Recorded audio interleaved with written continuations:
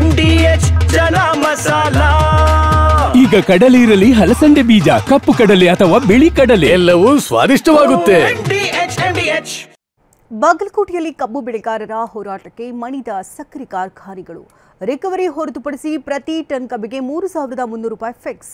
ಉತ್ತರ ಕನ್ನಡ ಜಿಲ್ಲೆಯಲ್ಲಿ ಟ್ಯಾಂಕರ್ನಿಂದ ಅನಿಲ ಸೋರಿಕೆ ಆತಂಕ. ಈ ಸುದ್ದಿಯನ್ನು ನೋಡೋಣ ಸಮಗ್ರ ನ್ಯೂಸ್ ಟಾಪ್ನಲ್ಲಿ. ಬಾಗಲಕೋಟೆಯ ಮುಧೋಳ ತಾಲೂಕಿನ ಕಬ್ಬು ಬೆಳೆಗಾರರ ಹೋರಾಟ ರಾಜ್ಯಕ್ಕೆ ಮಾದರಿಯಾಗಿದೆ. ರಿಕವರಿ ಹೊರತುಪಡಿಸಿ ಕಾರ್ಖಾನೆಗಳಿಂದ ಪ್ರತಿ ಟನ್ ಕಬ್ಬಿಗೆ 3,300 ರೂಪಾಯಿ ಪಡೆಯುವಲ್ಲಿ ಯಶಸ್ವಿಯಾಗಿದ್ದಾರೆ. ಬಾಗಲಕೋಟೆ ಜಿಲ್ಲೆಯ ಹಲವು ಕಾರ್ಖಾನೆಗಳು ಇದಕ್ಕೆ ಒಪ್ಪಿಗೆ ನೀಡಿವೆ. ನಿರಾಣಿ ಶುಗರ್ಸ್ ಯೂನಿಟ್, ಸಾಯಿಪ್ರಿಯ ಕಾರ್ಖಾನೆ ಪ್ರತಿ ಟನ್ ಕಬ್ಬಿಗೆ 3,312 ರೂಪಾಯಿ ನೀಡುವುದಾಗಿ ಪ್ರಕಟಣೆ ಹೊರಡಿಸಿದೆ. ಬಾಗಲಕೋಟೆಯ ಜಮ್ಮ ಸಕ್ಕರೆ ಕಾರ್ಖಾನೆ, ಅದೇ ರೀತಿ ಜಮಖಂಡಿ ಶುಗರ್ಸ್ ಕಾರ್ಖಾನೆ ರಿಕವರಿ ಹೊರತುಪಡಿಸಿ ಪ್ರತಿ ಟನ್ ಕಬ್ಬಿಗೆ 3,300 ರೂಪಾಯಿ ನೀಡುವುದಾಗಿ ಪ್ರಕಟಣೆ ಹೊರಡಿಸಿದೆ. ಇನ್ನುಳಿದಂತೆ ICPL, Godavari, Prabhulingeshwara, Nirani sugars, IED Parry ಸಕ್ಕರೆ ಕಾರ್ಖಾನೆ, ಬಾಡಗಂಡಿ ಗ್ರಾಮದ ಬಳಿ ಇರುವ ಬೀಳಗಿ ಶುಗರ್ಸ್ ಸಕ್ಕರೆ ಕಾರ್ಖಾನೆ ಕೂಡ ಪ್ರತಿ ಟನ್ ಕಬ್ಬಿಗೆ 3,300 ರೂಪಾಯಿ ಘೋಷಣೆ ಮಾಡಿದೆ. ಬಾಗಲಕೋಟೆಯಲ್ಲಿ ಸಕ್ಕರೆ ಕಾರ್ಖಾನೆಗಳ ವಿರುದ್ಧ ಕಬ್ಬು ಬೆಳೆಗಾರರು ತೀವ್ರ ಆಕ್ರೋಶ ಹೊರಹಾಕಿದ್ದಾರೆ. ನವೆಂಬರ್ 22ರಂದು ಬೀಳಗಿ ಕ್ರಾಸ್ನಲ್ಲಿ 10,000 ರೈತರೊಂದಿಗೆ ರಸ್ತೆ ತಡೆದು ಬೃಹತ್ ಪ್ರತಿಭಟನೆ ನಡೆಸುವುದಾಗಿ ಎಚ್ಚರಿಕೆ ಕೊಟ್ಟಿದ್ರು. ಈ ಹಿನ್ನೆಲೆ ಬೀಳಗಿ ಶುಗರ್ಸ್, ಜಮ್ಮ ಶುಗರ್ಸ್ ವ್ಯಾಪ್ತಿಯ 5 ಕಿಲೋಮೀಟರ್ ಹಾಗೂ ಬೀಳಗಿ ಭಾಗದ ರಾಷ್ಟ್ರೀಯ ಹಾಗೂ ರಾಜ್ಯ ಹೆದ್ದಾರಿ ವ್ಯಾಪ್ತಿಯಲ್ಲಿ ನಿಷೇಧಾಜ್ಞೆ ಜಾರಿ ಮಾಡಲಾಗಿತ್ತು. ಗೋದಾವರಿ ಸಕ್ಕರೆ ಕಾರ್ಖಾನೆ ಆವರಣದ ಟ್ರ್ಯಾಕ್ಟರ್ಗಳಿಗೆ ಬೆಂಕಿ ಹಚ್ಚಿದ ಪ್ರಕರಣ ಹಾಗೂ ಕಲ್ಲು ತೂರಾಟ ಘಟನೆಗೆ ಸಂಬಂಧಿಸಿದಂತೆ FIR ದಾಖಲಾಗಿದೆ. ವಿಚಿತ್ರ ಅಂದ್ರೆ ಘಟನೆ ಸಂಭವಿಸಿದ ದಿನ ಮುಖಂಡ ಗಂಗಾಧರ್ ಮೇಟೆ ಅನ್ನೋರು ಕಾಶಿ ಯಾತ್ರೆಯಲ್ಲಿ ಇದ್ರು. ಆದ್ರೀಗ ಅವರ ವಿರುದ್ಧವೂ FIR ದಾಖಲಾಗಿದೆ.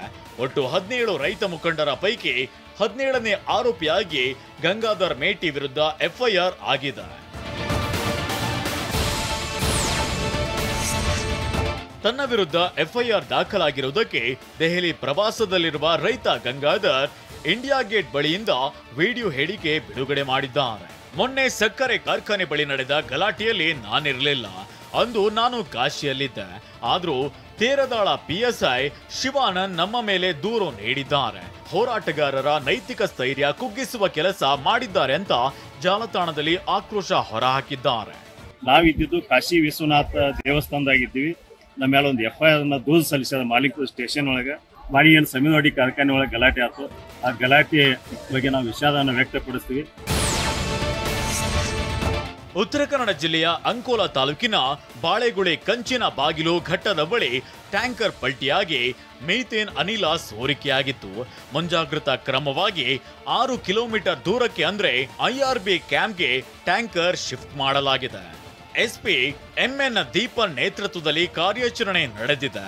10 ಗಂಟೆಗಳ ಬಳಿಕ ಹೆದ್ದಾರಿಯಲ್ಲಿ ವಾಹನ ಸಂಚಾರಕ್ಕೆ ಅನುವು ಮಾಡಿಕೊಡಲಾಗಿದೆ.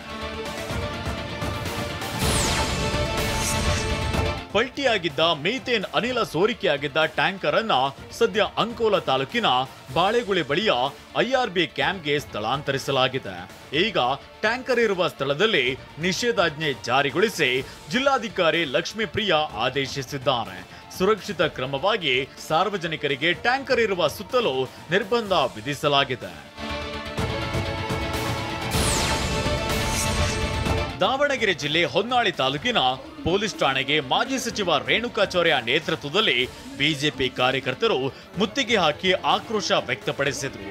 ಬಿಜೆಪಿ ಪ್ರತಿಭಟನೆ ವೇಳೆ ಜಿಲ್ಲಾ ಕಾಂಗ್ರೆಸ್ ಅಧ್ಯಕ್ಷ ಮಂಜಪ್ಪ ಕಾರ್ಯಕರ್ತರ ಮೇಲೆ ಹಲ್ಲೆಗೆ ಯತ್ನಿಸಿದ್ರು.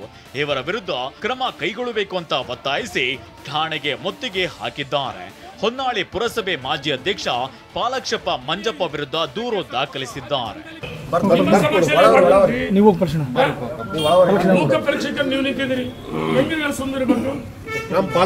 ಕೈ ಮಾಡಿದ್ದಾರೆ. 2 ಸರಿ ಕೈ ಮಾಡಿದ್ದು TB ಸರ್ಕಲ್ ನಿಮ್ಮೆದುರಿಗೆ ವಿಡಿಯೋ ಇದಾವೆ.